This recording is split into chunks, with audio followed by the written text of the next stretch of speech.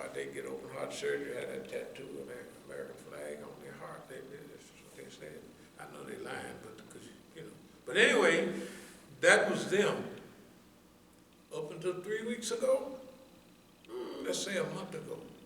Hey man,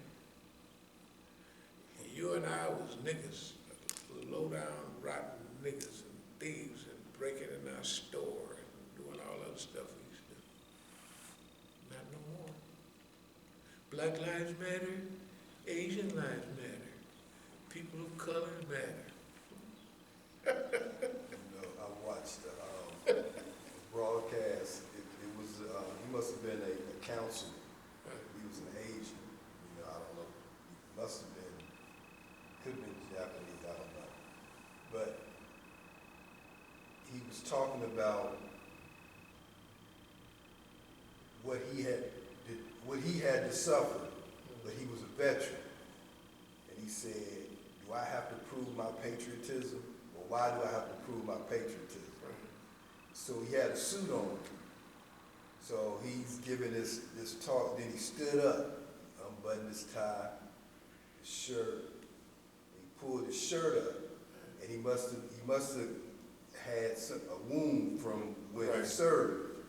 And he said, before I used to kind of be quiet and, not try to make any waves. He said, no more. He said, I'm not afraid anymore. I was like, this thing is deep. It's waking them all up. Everybody is constantly being shown and given support. So I was like, okay, this is where we at. Now, one thing I do have a little pet something. I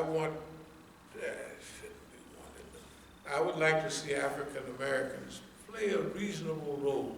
You know what I mean? Not to be on the front seat, but you can tell by the writings, we want to be in the mix. Right, that's right. Right. We're always being used, so everybody else can get on. That's all.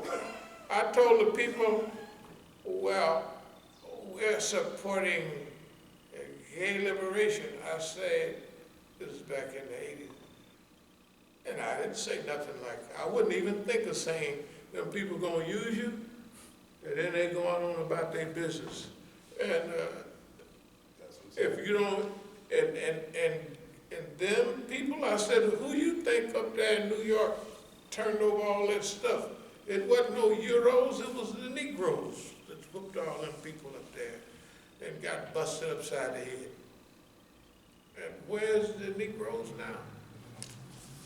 Where's the, anyway, we want to be a part of, it's not from Malcolm's time, but to ensure you have to be at the table when they divide everything up. We're not going to move from that to keep it balanced, to keep everybody from killing each other and everybody from after the victory, they win, they double cross. They're going to have somebody that expects all that to happen, and they're going to have a team of people to help it move through that period to a real level of trust and maturity come. That's where we want to be. And it seems like that's what's happening. It just seems like that. Allah knows best. Are there any questions or comments? I know we've been moving from thing to thing, but it seems like this was a good subject to talk about today because you can't turn on the news without seeing it. It's everywhere, and we need to understand what it is.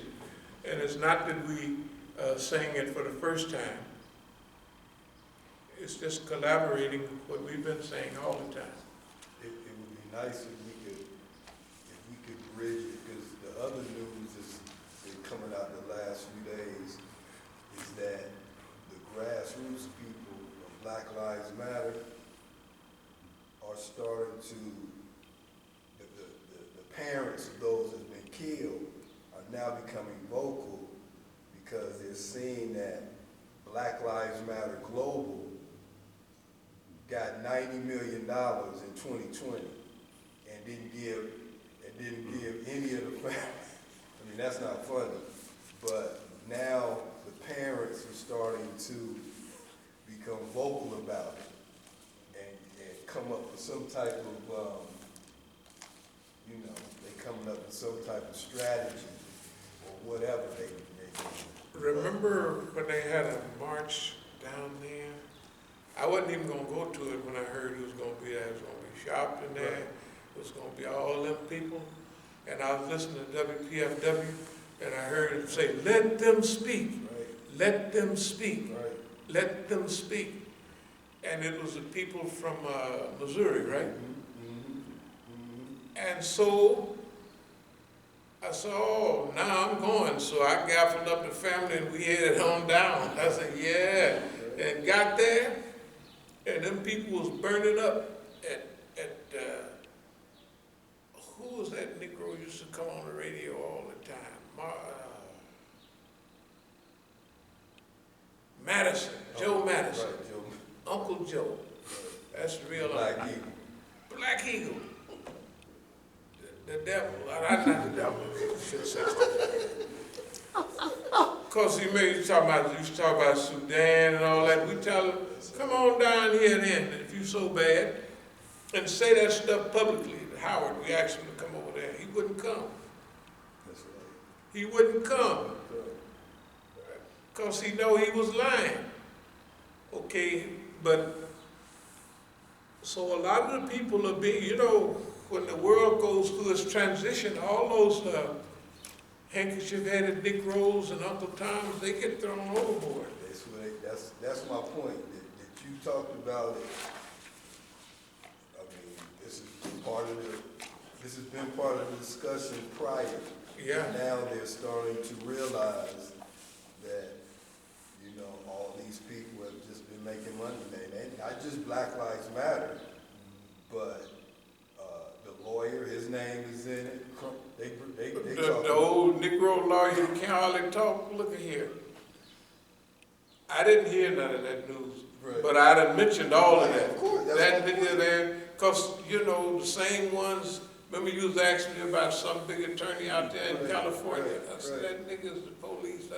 That means, can you imagine everybody they sent our way, everybody that rose to the top, whether the Muslims, whether it's the Raj and them, whether it's the Negroes, whether it's the white folks making the movies, whether it's the black stars making the thing, whether it's the movie makers, the singers, they squash our good, healthy rap music and bring in that gangster rap, kill that bitch, shoot that nigga, blow up the house, jump up in it, and all that. It's unbelievable. See, that's why I'm not going to be bragging. We're rare. We don't plan to change, and we don't care what they do. But we're going to do, it seems, what a lot of them lined up for us. That's what we're going to do. So we're going to try to do. Are there any questions or comments? Nah, nothing came over on social media. Yeah, nothing. No, there weren't any comments or questions. Have you noticed that you could turn? Oh. Have you ever noticed that for the last month